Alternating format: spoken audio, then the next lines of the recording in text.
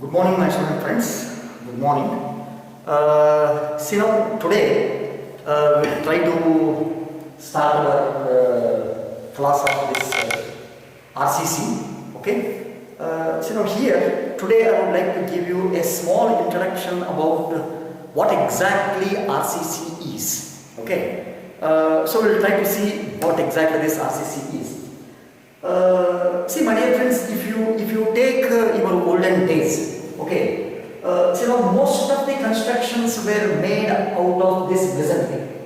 Masonry means it may be a stone masonry or it may be brick masonry, anything it is now. Okay, so most of the constructions, most of the buildings were made out of this masonry work, and then slowly in the construction there was a phase shift and timber started. Since now it's a role in the construction, okay, timber. And if you see today, the entire England, most of the construction in England, it is out of this timber.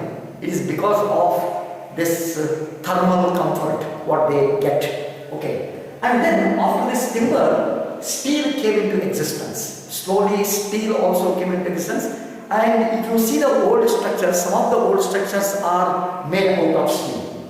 And very recently, so now I say that this concrete came as a building material. Okay, concrete very recently, around say 150 years back. Okay, this concrete came into existence. Okay, and you know that concrete, in a sense now, even though it has appeared in the world just 150 years back. Okay, so now most of the constructions in the world, okay, or I say that 80% of the structures in the world, they are made out of this concrete.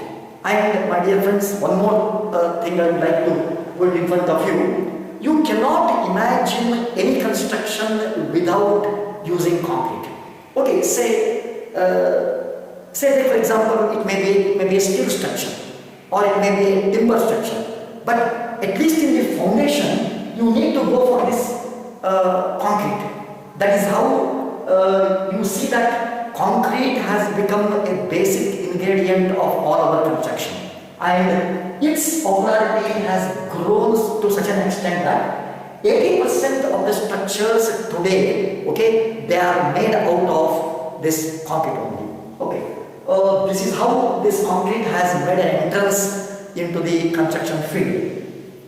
I know in your last semester you have read a subject on concrete technology, wherein you have seen that concrete is made out of cement, sand, aggregate.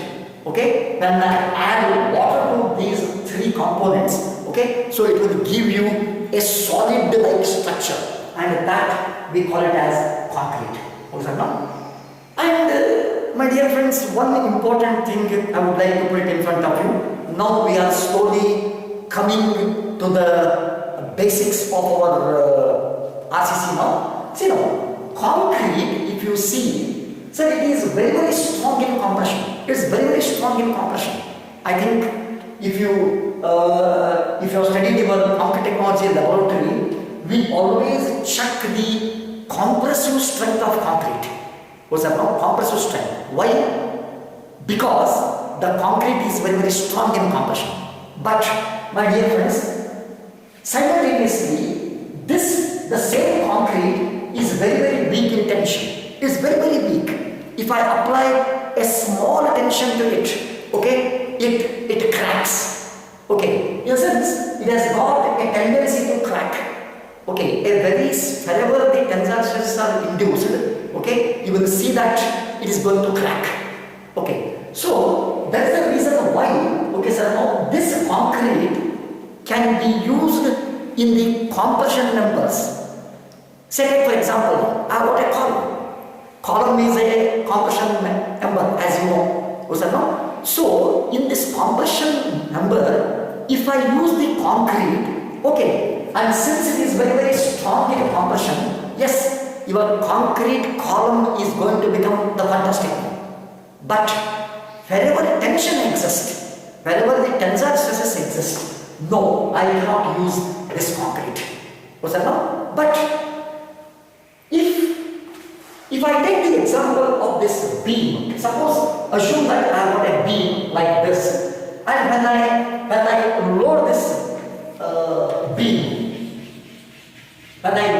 beam, what's that now? It is going to now bend like this. It is going to bend. What's that now? And you will see that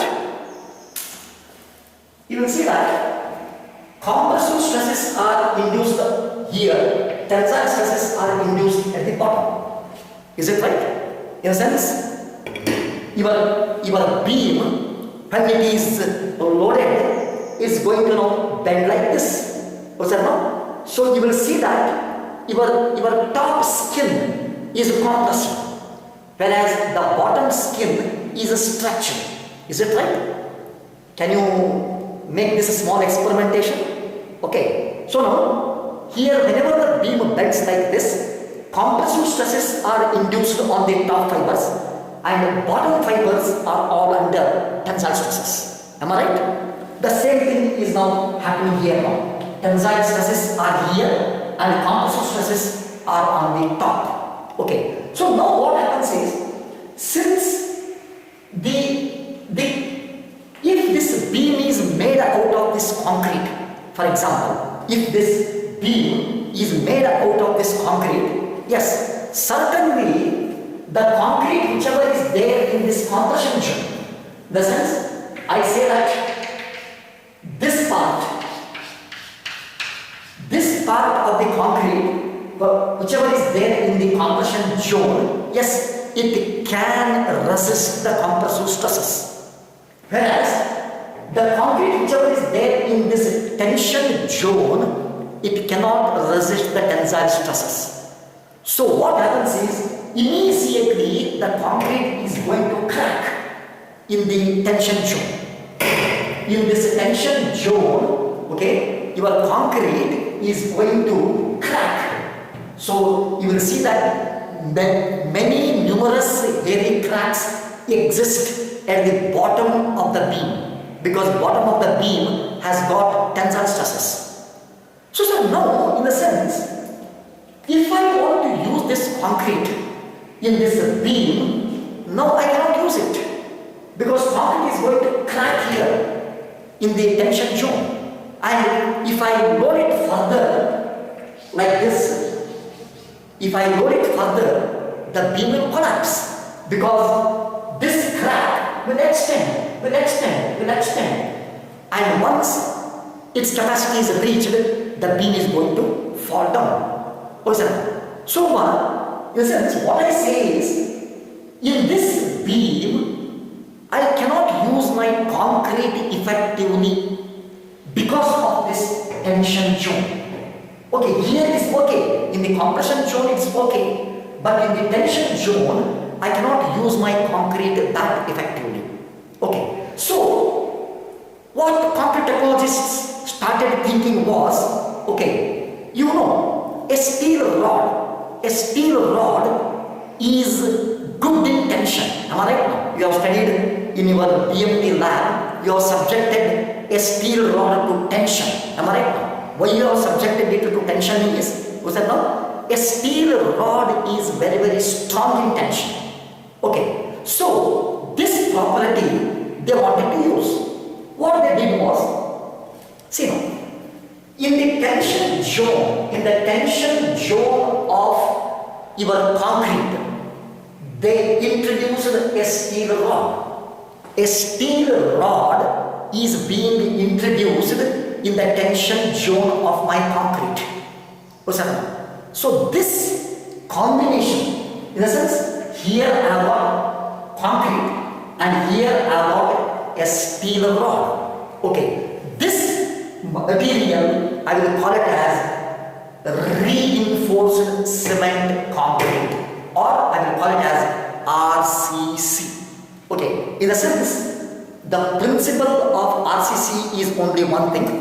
Wherever you find a tension zone, there you have to introduce the steel rod. In the sense, I am going to reinforce the concrete, okay, in its tension zone. Wherever tensile stresses exist, there I am going to introduce the steel. Now, since steel is very strong in tension, so now what happens is this steel rod is capable of taking the entire tensile stresses now. Okay, so now even though here the concrete cracks, okay, and as soon as the concrete cracks, concrete is going to transfer its tensile stresses to the steel, and steel now starts taking the tensile stresses. Okay, in the sense, these cracks will not move up, they will not move deep, they will stop at the level of the steel rod. The steel rod starts taking the tension. Okay, this is the basic of your RCC. So now I will ask you one simple question. Assume that you have got a cantilever beam, something like this, a cantilever beam. Okay, this cantilever beam, when I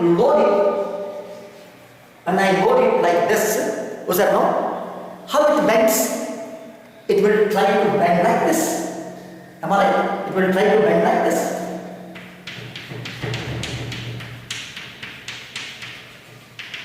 It will try to bend like this.